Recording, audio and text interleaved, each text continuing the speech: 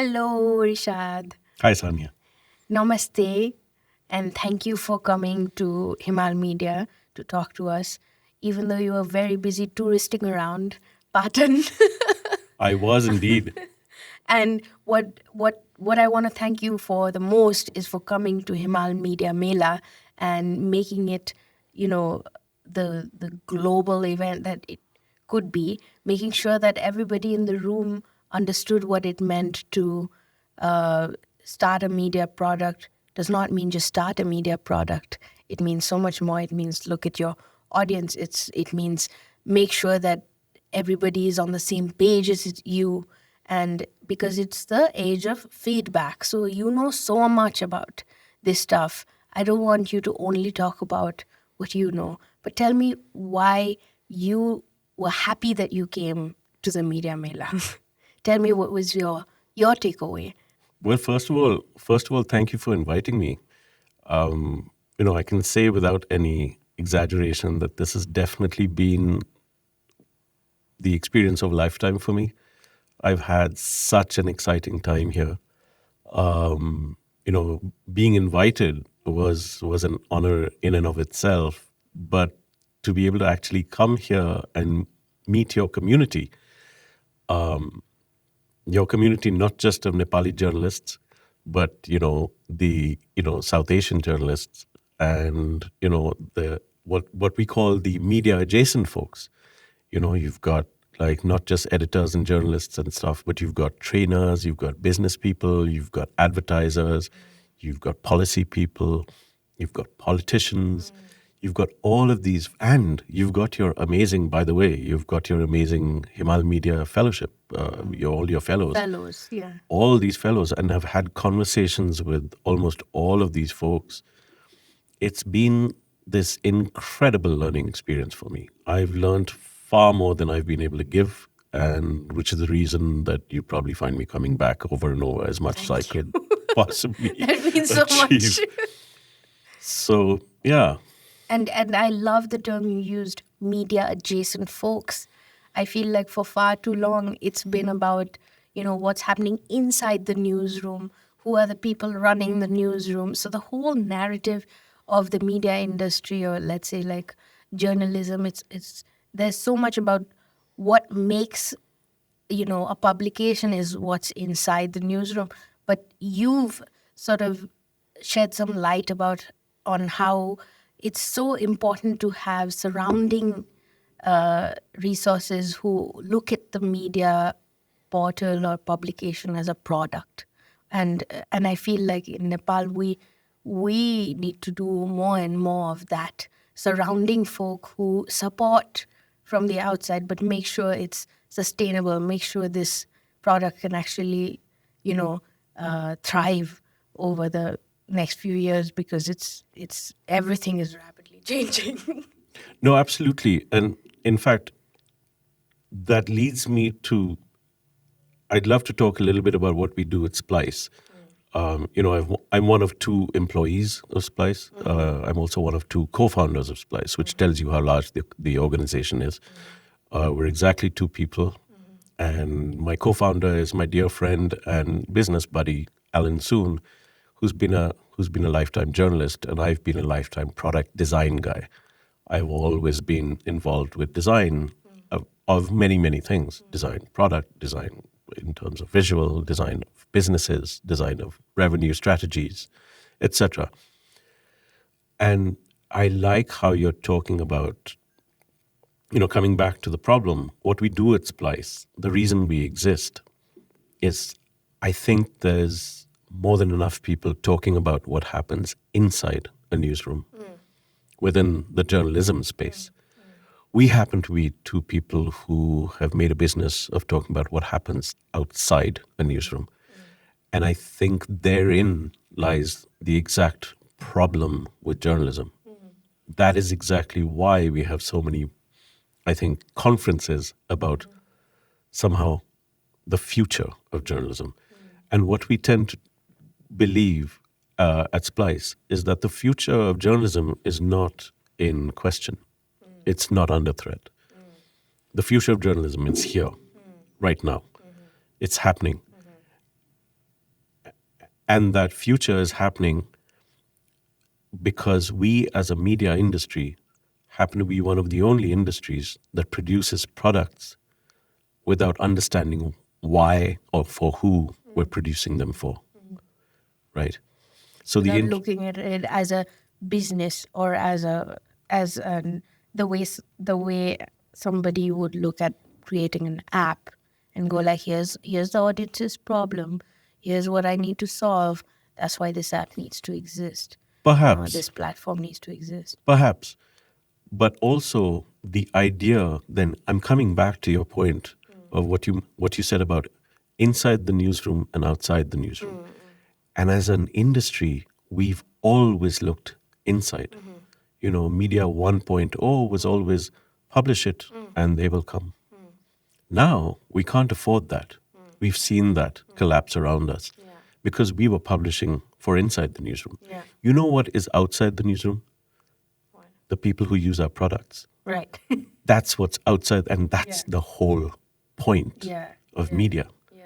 It's in the name. The media is for people. Otherwise, it's either a gamble or a hobby. So my point is, perhaps now is the time that we start looking well outside the newsroom, not at media adjacent folks, but folks that have nothing to do with journalism. We worry about news avoidance with young people. Research after research comes out.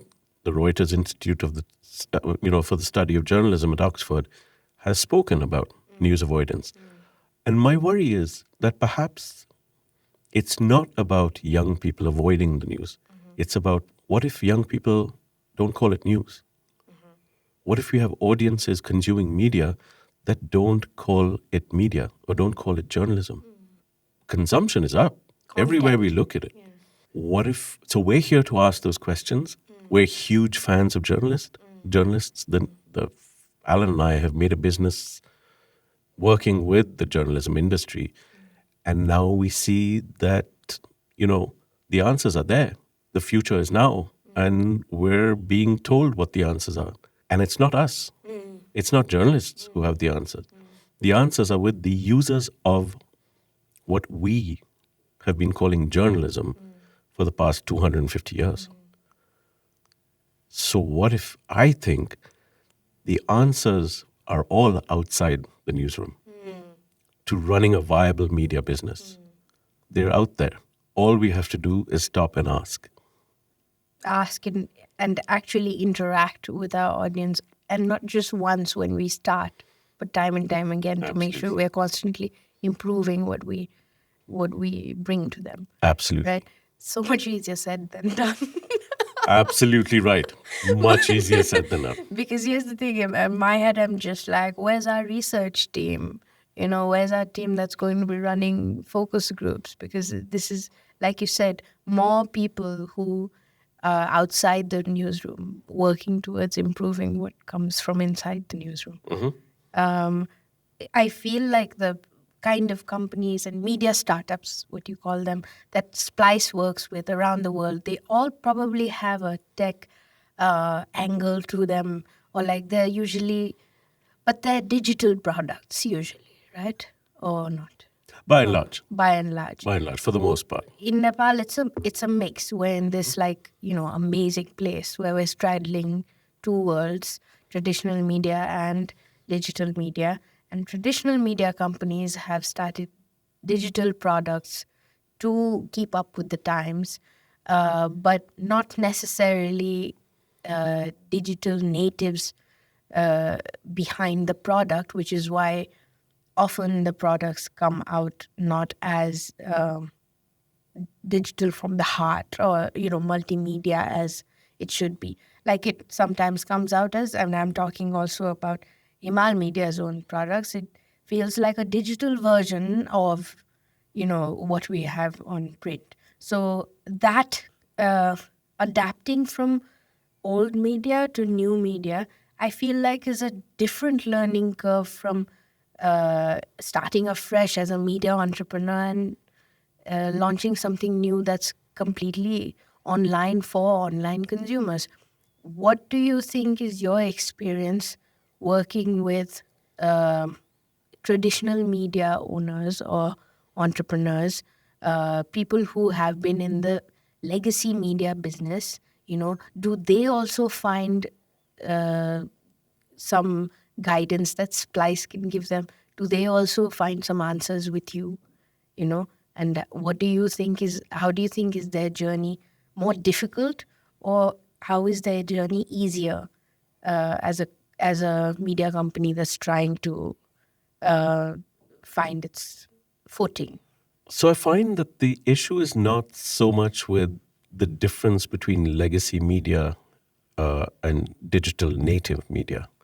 How we run companies is just one small part of that whole equation. I think that, for about 2 decades or so, the problem is we've been trying to fit these old journalism formats, into and old journalism structures into new digital, content and new structures and new formats. And Exactly. it's been very sort of square peg in round hole kind of situation. But I find that that's not always the issue. I think there are some stereotypes for legacy media and digital media that sometimes we miss.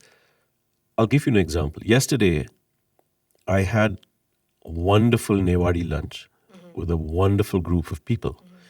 And, we went to this place outside the city center, and I sat down with these folks, most of them young, they're in media.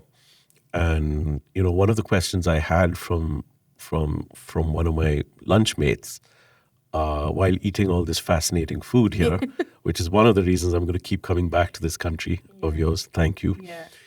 One of the interesting questions I had was from this young dude, was, listen, all these old formats, all these newspapers, we should do away with them, right? We need new formats, new digital formats. We should move away from newspapers into podcasts and newsletters and TikTok and short form videos. And I said, and he was like, Rishad, what do you think? Like, what, what's up with these old things, old newspapers and stuff? I said, look, as far as I'm concerned, it all begins with an audience and it ends with an audience. I'm a product guy. That's what we do at Splice. And if you tell me that there is an audience who has been asked what problem your content solves for them, then they've been asked what format they would like that content in, and then they're asked whether it's not just useful and relevant to them, but also valuable enough to pay for in terms of money and or attention. I don't care what the medium or format of your media is in. It doesn't matter. So if you have an audience that says, Content is yeah, suiting your audience. who cares? It doesn't You can put it in a book. You can engrave it on a piece of wood. But if that audience wants that content and is willing to pay in either time, attention, or money, regardless of what your revenue model is there,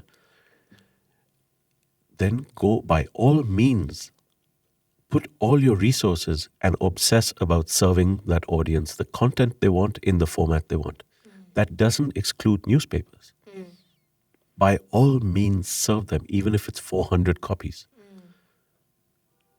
And if there's another audience that wants to repurpose that content and they say, you know what, I love the content, but I don't want to read newspaper, man. I spend time negotiating traffic in public transport, or when I'm commuting to my daughter's school. I want to be able to read it and skim through this on my phone. Give them a newsletter. Is this a person who wants to be hands-free? Give them a podcast. Audio. Ask them what they need. Ask them where they are and meet them there. Meet them there. That's what we tell our publishers. And it doesn't matter how old you are, how old your publication is, how old your newspaper group is. and how old your legacy media is. It doesn't matter. Meet your audience where they are. Your content has to click with your audience, and then you have to go where they are or be where they want you to be. I'm going to take it a step further. You mentioned earlier about getting them to be on the same page as you, or your content has to click with your audience. I'm going to take it one step further. I'm going to say you have to click with your audience. As a media practitioner or owner or journalist or graphics person or podcast person or YouTube video person, if you create a product before you check who needs it, you're either doing a hobby or you're in the lottery business. Gamble. You're gambling because you're taking all these people's time, effort, money, and intellect, and you're putting it into this journalism thing, and then you're throwing it at a wall and saying, let's see which spaghetti sticks and which slides down. But what if you do it the other way around? What if you say, I will only create a product, a media by which I mean content meets format. Say, If there's a demand for it. and then I go and ask first, hey, listen, we're planning to create a podcast for lawyers. You guys are a bunch of young lawyers, but can I please buy you a coffee? Let's spend 1 hour with me in a cafe. I'm going to buy you a coffee. I'm going to invite my lawyer friend who really speaks very well about different law problems in different contexts, and criminal law, civil law, marriage law, business law, corporate law. What if we created Nepal's first or the region's first law podcast? But it's for experts. You can be a judge. You can be a law student. In fact, you can be a policy student. You can be an NGO that's studying law in Nepal. What if I make it like this? And the problem we're solving is this. What do you guys think? What's the worst that they'll say? They'll say, no, sorry, we don't need that. Okay, what do you need? Now you've got the conversation started. And the best thing they could say, yes, this is exactly what we're waiting for. Please take my money. Please take my attention. In fact, could I have the same thing as a newsletter as well? Right. This is a format. This is what we need to talk to with our lawyer friend who might be, launching a podcast with us soon. Because we did talk about audio, but we haven't talked about what if the audience wants more, right? What if the audience wants it in written format? What if the audience wants, like you said, newsletter? It could also be like I don't know, maybe it's a really small, like niche website portal, Even better. Yeah. I'm so glad you said the word niche and not me. Yeah. Niche is where that power is. Yeah. Yeah. I did a talk the other day at Himal Media Mela, and one of the things I brought up was the idea of niche. And one of the slides, or one of our favorite slides, actually talks about Reddit and all the subreddits. And the idea that some of the subreddits are crazy specific niches. And when we say niche, we're talking about, subreddits that are 22 million people. The idea of niche is so powerful because niche, we assume niche means small. Yeah. Niche does not mean small. Yeah. Niche means specific. So rather than hey, let's do a general podcast that sometimes we talk about society, sometimes politics, something for everyone. Let's have a game for the kids. Let's do something knitting for dad and sports for mom. And, why? This is this is 2023. You can build niche because that's what media is in 2023 and will be for the future. It's going to be centered around the user. It's going to be based around the interest of the user, and it will be demand driven.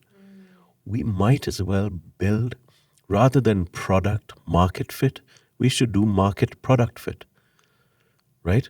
We should go speak to that niche. People often misinterpret what I'm saying by, when we say give people what they want, they think we're talking about one single audience, and that's never the case. Right. Right? It's not. There is no such thing as the people. There is no such thing as the audience. So I always have one person raise their hand and say, "But Rishad, listen, you're saying I should give, as journalists, I should give what people what they want. What if they want sensationalism? What if they want fluff? What if they want porn? What if they want guns?" And I say, but that is not what people want. There is a niche for that. There are people who want that. When I say ask people what they want, be specific.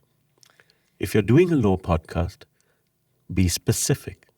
Regardless of whether you're legacy media or you're a media startup now or you're a mid-career journalist who's jumping out and starting your own thing, there's only one way, the first way to address how to build a viable media business is to find out what problem am I solving and for whom.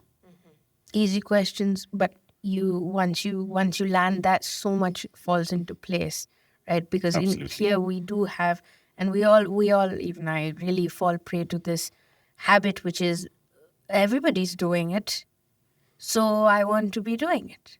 It's like when you go to a food court, or let's say you go to a food court, you're not going to go to the restaurant in the food court that seems to have no line, nobody. You're going to go to the one with, hey, there are like 5 people there, like they've all got waiting tokens.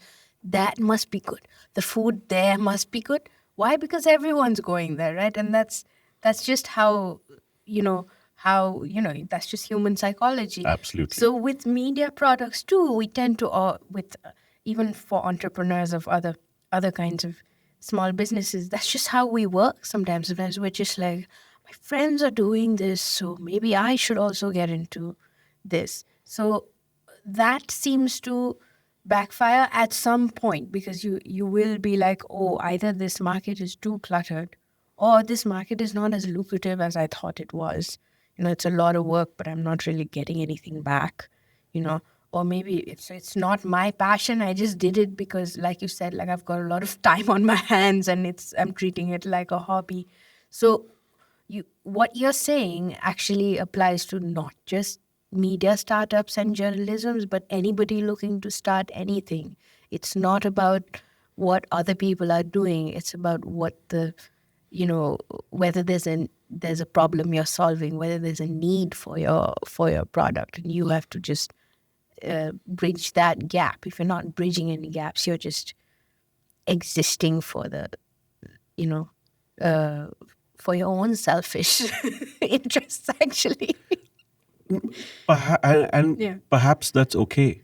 Yeah. But we're very interested in journalism and media at large to be, this is a real job, and it's done by spectacularly smart people by and large. And all we're trying to do here, as again, something we're passionate about, but something we also make a living doing, is to be able to say that perhaps building a viable media business, regardless of who you are and at what stage of media evolution or journalism evolution you're at, it doesn't matter as long as you're asking a few very specific questions. Sometimes those are very difficult questions. Sometimes those questions are, if I were to stop existing tomorrow, would anybody miss me? If I am doing a newsletter, do I know the first names of the people who subscribe to me? If I do a podcast, have I ever met any of my listeners? If I'm a journalist who even publishes in a print product for the last 35 years, have I ever actually met a reader and who says, hey, listen, here's a problem I have, and I wish there was somebody who tackled this problem. So, and you talked very eloquently just now about bridging a gap. And a lot of this is just basic business, right? Yeah. You find the gap in the market. Yeah. And what's the best way to find a gap? I don't think it's by doing the breaking news that everybody else is doing. I don't think it's just publishing the cricket scores that everybody else is doing. Maybe it's not just standing in the line at the food court where everybody else is standing, although there might be merit in that because the guy's done his research as to what people want to eat. But that aside, what if it comes from saying, what problem can I solve for who? How do I find out? How do I ask people? And how do I interpret that information? Not ask people what content they want.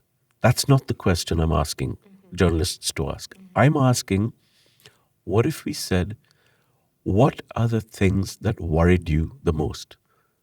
What are the things that you wish you had? How are you living and addressing the issues that we all address, whether you're in Kathmandu or in Berlin? What are your concerns as a citizen? Maybe what keeps you up at night is also what you ask. Maybe what you wish you had more information about is also what you ask. When my government hits me with a new budget, do I want an article with 4 legs of copy and a picture of 2 people shaking hands? Or do I want you to give me a calculator? Publish a calculator. Break it down for me. Break it down. Who am I? Am I a single mom? How much money do I make? What sector do I operate in? And how much tax will I pay when I hit that button? Man, maybe that's what I need from you. Maybe I need, what are these problems we all deal with? How can media and how can journalism, with all of its power, all of its spectacular power, why should we dissipate that power in producing all this content and throwing it out there in the void and then hoping to market it to the right people? Why should media not utilize this formidable power that we have by actually helping people make the right decisions for their work, for their school? Should I move near the good school for my kid? Or should I move to the place I can afford and then commute so my kid spends two hours going to the good school? Or should they go to the slightly worse school in the neighborhood so the quality of life is better so I can go and pick her up? How do you These are real decisions. These are real decisions. Should I live in the city that I've always grown up in but deal with this air pollution? Or should I, help all my kids and my family escape to Australia? We were talking about the brain drain in Nepal the other day. What can I do? I assess where they want to go, or do I figure out ways to keep them here or to bring them back? How can we solve these problems? It's the power of journalism that will help us do this. But it's targeted, it's demand-driven, it's user-centric, and it's niche. When you put it that way, you really realize the power of media, don't you? Because it's like it can seep into every decision, big and small. Who do I vote for? To where do I put my kid to school? In every way. So it's quite powerful. Absolutely. And I want to dial back a little bit to what you were saying earlier about asking the audience what they want. In your presentation at the Media Mela, you referred to, I really like how simply you put it. It was just a piece of advice, simple piece of advice. Don't make basketball shoes for football players or football lovers, right? So the idea that if you're a shoe company and you start making basketball shoes only to later realize that the people that you're trying to sell them to are not interested in basketball, but they're interested in football. I feel like to apply this piece of advice also requires courage. So for a media, for let's say a journalist or for an editor, for them to feel like the power is in the readers, users, consumer, whatever you want to call them, user, consumer, reader, viewer, listener, but Absolutely. to transfer power to them and say, you decide what I put out, it takes some guts, because it also means facing what you don't want to hear.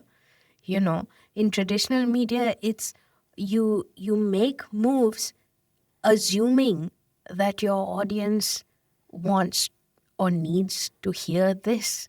And the moment you adapt to the new media way of dialogue, conversation, everything is two-way. I do something, I wait for feedback. How are you? What are your comments? I read the comment section. I go like, oh, this is what they're saying. They don't like what I'm putting out right now.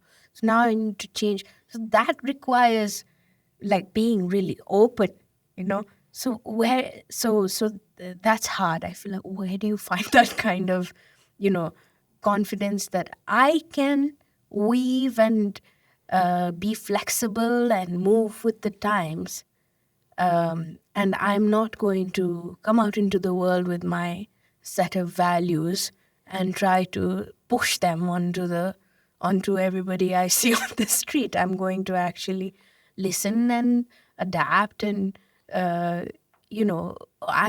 willing to evolve. That I feel like is a huge step that a lot of people will find tough to implement. Well, listening to you and, at the risk of sounding political, that sounds to me like freedom.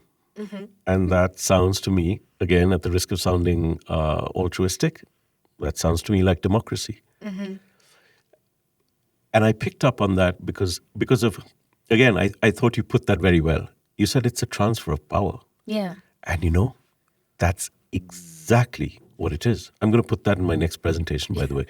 That's exactly what it is. We all got into journalism. Yeah. I've never been a journalist, by the way. I've always been a fanboy of journalists. So this Same. is why Fanboy of journalists. This is why I do what I do. Yeah. But we all got into journalism because we wanted to make this difference. We thought we could make a difference to society at large, that we could help build, that it was about that transfer of power. It was a representation. It's why we call it the fourth estate. We said that we represent the voice of people. Therein lies the idea of a transfer of power within that whole idea of, of that decision we've made as a society. And therein lies that notion of democracy, is that in order to create those democratic values, in order to have that transfer of power, what we're doing is we're saying, let's not have this, the hegemony of our own voice. And I fear that as journalists and as the media industry, we've gotten stuck by going back to your original question. We've gotten stuck by listening to that little, our voices within the newsroom. That we're producing journalism because we like it. Yeah. We're producing journalism. Often catering to other journalists. Other journalists. So, like, I don't care as a writer. Let's say I'm a columnist, and I don't really care what you, Rishad, think about my article, but I really care what my colleague, that other columnist, thinks exactly about right. my article. And then you start to wonder whether now we've lost sight of what it is we're meant to represent, where that transfer of power needs to happen, where that representation of voice needs to happen. So I think we start to then enter the world of the business of should, as I like to call it, but people should know this. Right. And therefore, I am the person who will educate them. Right. That's what I was referring to. So my issue is that we have we're huge optimists. We live in what we like to call the golden age of media.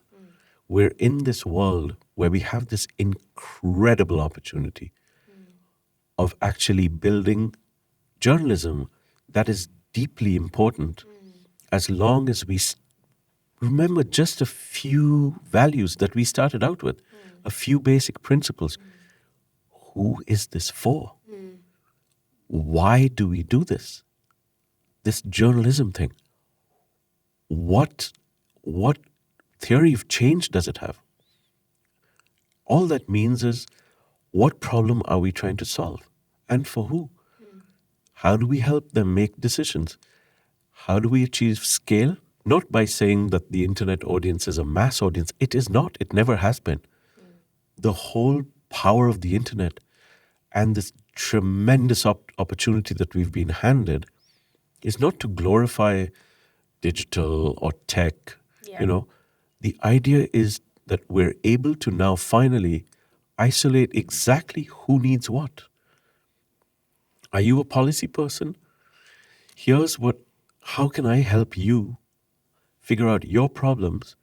If you're a policy person involved with making decisions about Nepal, regardless of whether you work in, DC or at the ministry here, or whether you work in The Hague or who cares?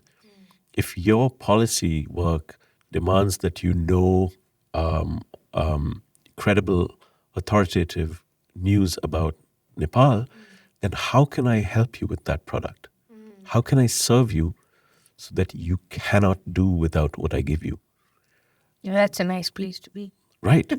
You've got one niche audience, you obsess about serving them, you make that valuable, and then you move on to the next niche. Yeah. How do I create the best law podcast ever created so I can help you make decisions with your career and your life? Let's move on to education. Build another niche. Serve that. Make it useful, relevant, valuable. And you keep moving on. And you do that with different audiences, different products, different value. This just gave me a thought. I just thought about how what you're saying is that the most successful product, and correct me if I'm wrong, is not the one with the biggest audience, the most views, the largest number of visitors, or anything like that. The best product is one which has an audience that's satisfied with what it's serving, where it's serving.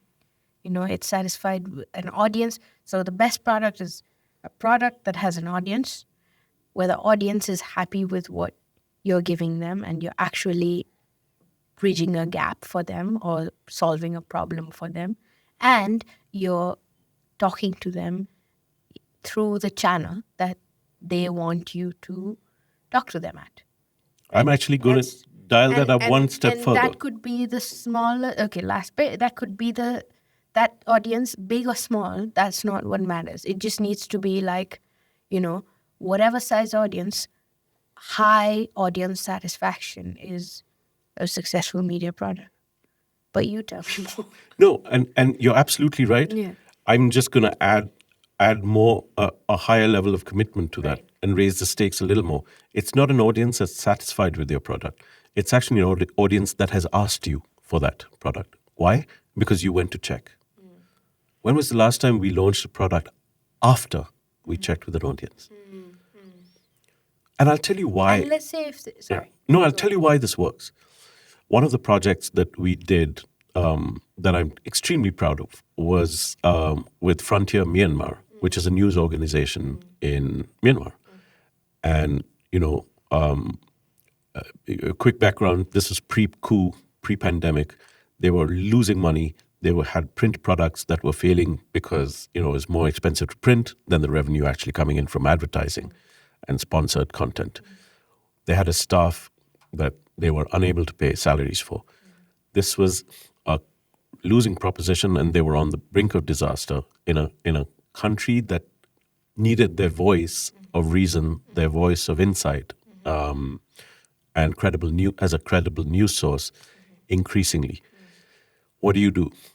We suggested a membership program, and when we finally scored some funding from GNI, they said, "Okay, man, you guys at Splice, how should we create this membership program?" And we said we had no idea, and they sort of looked at us. The whole point of this was that we hired you as consultants. We said, "Well, here's the thing: we can't tell you. Let's ask the people who the program's for. Let's ask potential members." And so we really did. Yeah. We put potential members into a room at the Frontier's Yangon office over and over and over again. And we knew exactly which members we wanted, but these were all assumptions that we tested. And we asked them, "We need your membership. We need your support. here are the problems that we assume you have, and here's how we assume to fix them. We'd like to test these assumptions with you. What do you think? We want your time, your money, and your attention.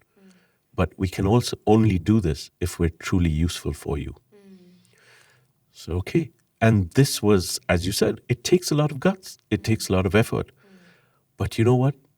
It is the difference between being irrelevant and dying and ceasing to exist as a media business, and between actually creating something that is so vital and so necessary for your audiences and for your different niches, that you continue to thrive. That's the difference. It is a difficult thing to do, but hey, there's nothing wrong with difficult. Difficult is easy. You know what's really difficult? Impossible. And what's impossible is throw money and effort and stuff at a gamble. To put product and content first without checking with an audience. We didn't just hope that they were going to be satisfied with our content. We actually asked them what the content needed to be And ask them how they would like to pay for their content. and in what format they wanted it in. Yeah. So we said, what it is do you need?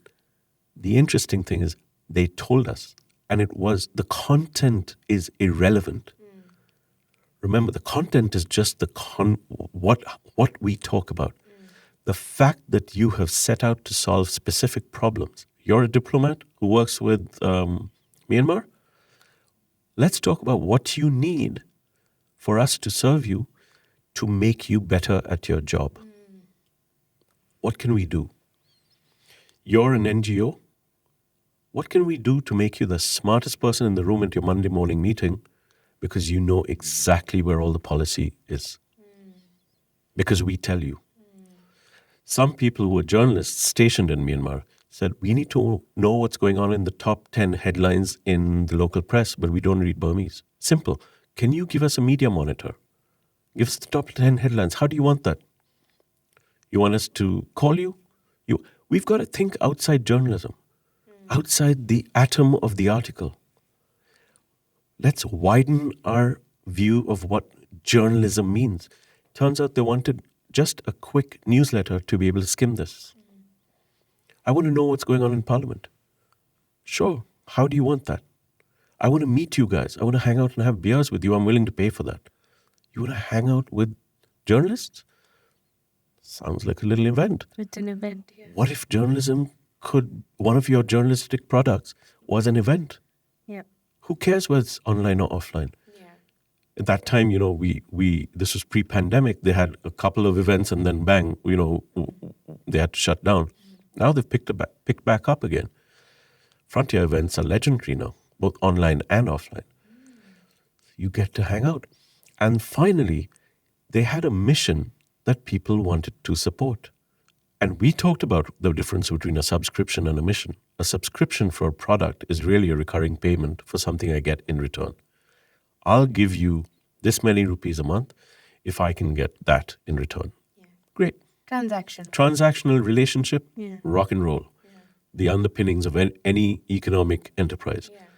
You know what ups that is, interestingly, a community that says, yeah, your products are great, but I'm going to give you membership money because I have skin in this game, because I need you to exist.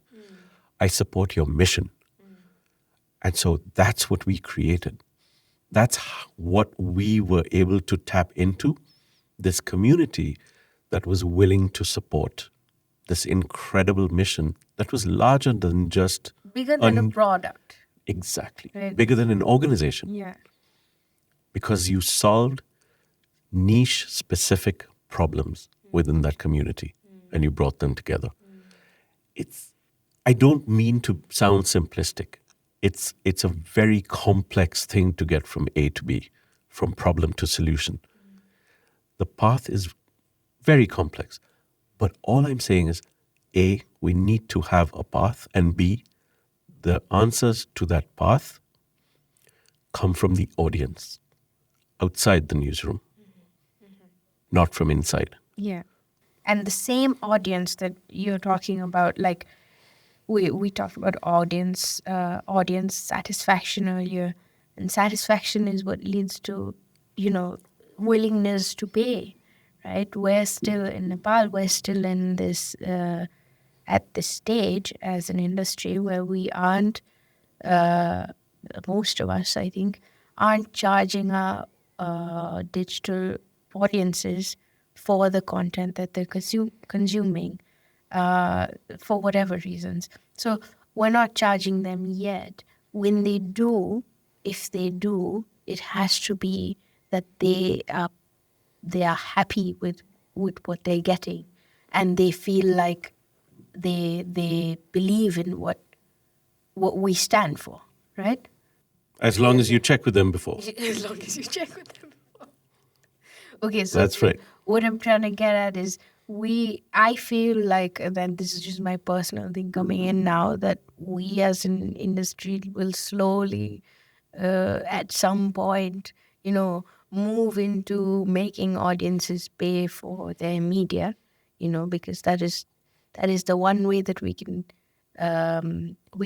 make sure that we are still independent. Our content is still independent.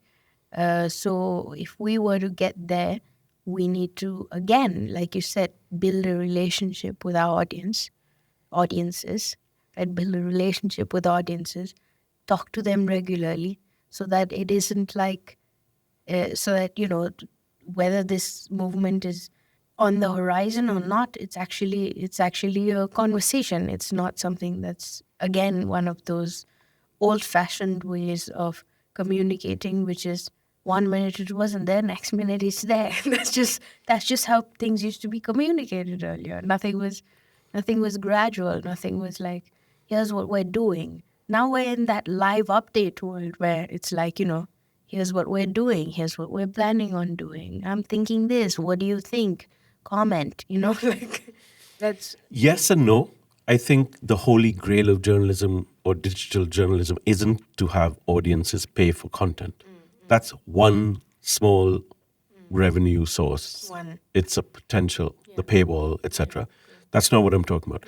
It it's And that's possible. not everybody's cup of tea either. For example, BuzzFeed News decided that they don't want to put their journalism behind a paywall, which is why, Right. they're where they are today. Right. So, Well, it's not. Again, the paywall is just one Again, tiny one, aspect. That's not where I'm saying we should aspire to as journalism that actually makes money. I'm saying that if we ask people not what journalism they want, if we ask people what they need, if we ask people what issues we can help them with, right. and we figure out how to make money doing that by being useful, by being relevant to their lives, and then building that value, that money comes. That money happens whether it's a membership, by the way, so a membership program, again, is not people paying for your digital content. That's people paying you because they believe in the fact that you exist, because they believe in that transfer of voice and transfer of power has actually, that exchange of power has taken place. And because that representation has taken place. If we put ourselves as the media, as people who are in a position to help you deal with the problems you face, then that value exchange will take place. This is very different from I'm giving you money for digital content. Yeah. That's just one tiny aspect of it. Yeah. I'm saying it's all doable. All we have to do is stop looking inside the newsroom, turn around a little bit, go out there and say, hey, I'm planning to do this. What do you guys think? Does that solve a problem? I made this assumption about the problem it solves for you, you specific group of people. What do you think? When we begin that conversation, we begin that path to viability. This is amazing that Splice is able to think both macro and micro at the same time. And basically, most of what what you're saying is like, stop looking at just at yourselves as providers of, information, or, stop looking at it as just journalism. Start looking at it as problem solving. That's macro thinking, and micro, I'm saying, because without, like, solving the little issues and ironing out the little, hijinks along the way, like, you can't really build a viable product. So I'm sure you also have to get into the what does each audience member say, and let's say you're in a focus group, you actually get into, like, detailed conversations to actually gather genuine insights. So it's like, details as well as the big stuff. It's amazing. And all this as just two people, you and Alan, a two-people company. This is what really fascinates me. I have never seen a two-people company that has so much, influence, and so many places that it's going, so many people it's working with. Like, how do you manage to keep it a two-people thing? I think it must probably just be because, I don't know. It's a Most first people. first of all, thank you for all the nice things you said about us. But uh, you know, if Alan were here, he would be blushing right alongside with me. But I think it has a lot. I think there are a lot of factors, obviously, and I think that it has to do with the fact that Alan and I are both grumpy old men that kind of get along with not that many people except each other. I think we trust in each other. We've been friends for about 12 years now, I think. We've been doing Splice for 8 years. And I think a lot of this grew from an irritation that, very much that, we were all beating our chests about the future of journalism. The fact that, all these digital companies stole our people and stole our audiences and stole our money. And so they didn't steal anything. They served audiences better than we were serving them. They actually had, the people came along and they said, we're going to give these audiences respect by actually looking them in the eye and asking them what they want. We stopped learning how to do that as the media industry. And so You're talking about, when you said digital companies, you're talking about, like, big tech, and you're talking about big tech, little tech. I mean, we're all being served by either tech or by, ride-share companies, or by, little restaurants and food courts that have long lines outside them because they figured out that these guys want 6 different kinds of momos, not just one. And they want spicy and they want sweet and they want this. Maybe all the other guys in that food court that we spoke about earlier, hey, they could sit there and gripe about the fact that she stole all our customers, or they could figure out what is it that the customers want. How about asking what your customers want? So that's where Alan and I came from, and I think that we also, more than just that bond of trust that comes from personal experience over having known somebody and having been their friend for so long, is the idea that we are a 2-person company. We have chosen to keep it that way, very intentionally. I like to joke that Alan and I tend to make a lot of decisions in roughly 12 seconds, not because we have to worry about how Alan feels on a particular day, or how Rishad is, whether Rishad is hungry or well fed. We can go beyond us. Splice is far bigger than us, because we've been able to codify a lot of what we believe around media. We have, as you can see, a point of view. We have an opinion. We have assumptions to test around this media community that we serve globally and in Asia. But we've been able to put it down in principles. And we know that we can make decisions based on those principles. If they serve a community, if they're about audience, if there's a journalistic rigor, but that serves a user demand, is centered around what an interest or a user need is, and if it solves an actual user problem, then we know that it's on principle. It doesn't matter what I think or what Alan thinks. You just go by your shared set of beliefs that Yes. you've pre-established. And those principles matter to us. They're not static.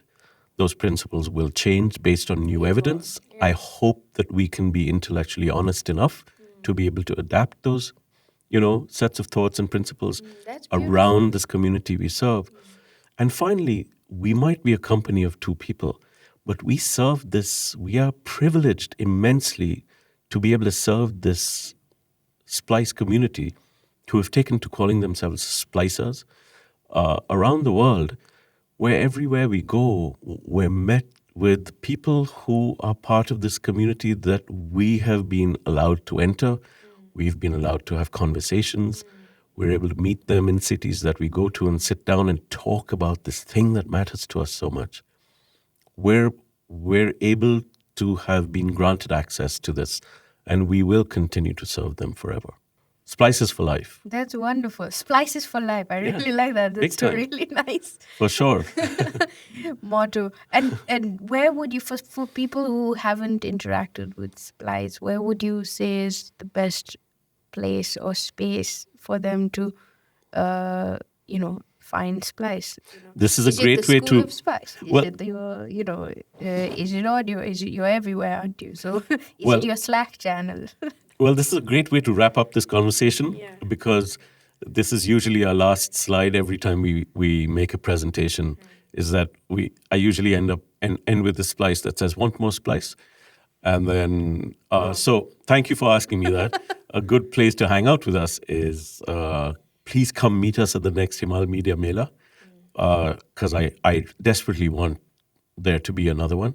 Of course. You guys have done this spectacular job of being this convening glue around which this ecosystem, not just Nepali journalists, have gathered, but you've created this space for conversation.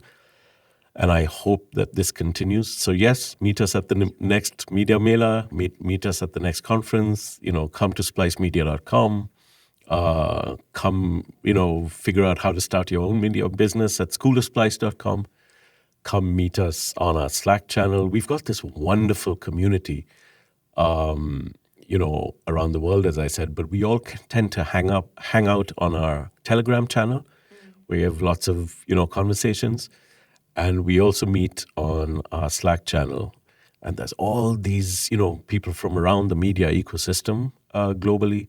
So there's media funders, there's, the money people, there's the tech people, there's the big tech, small tech, there's, all the advisory groups, the NGOs, the people who teach media, the people who learn media, and journalists and media startup founders and amazing journalism creators as well.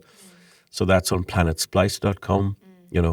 Everybody has a voice. We have a jobs channel. We have a pets channel. Come share your pets pictures. That's so random and cute. A pets channel. We didn't decide this. Every time somebody says, "Hey, can we have a Hong Kong channel?" We say, "Okay, put it out there. If this gets 10 hearts, we'll start a Hong Kong channel." If you're That's thinking nice. of, Could be a KTM Splice channel. Let's do it. Get some friends. if you'd like to start a Nepal channel, let's do it. You need 10 hearts. Yeah. Go all market you your need. hearts. Okay. We'll set it up, or rather, our community manager will set it up for us. And also we'd love you to come and meet us at splicebeta.com. Splice Beta is this little media festival we do every year in Chiang Mai in Thailand.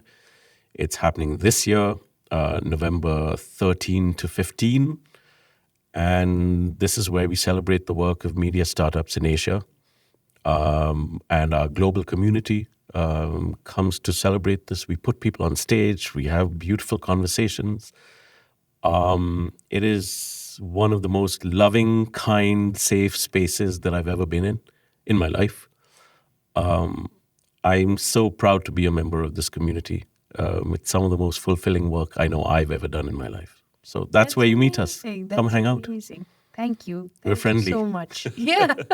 Thank you. Thank you. Thanks, Saniaa.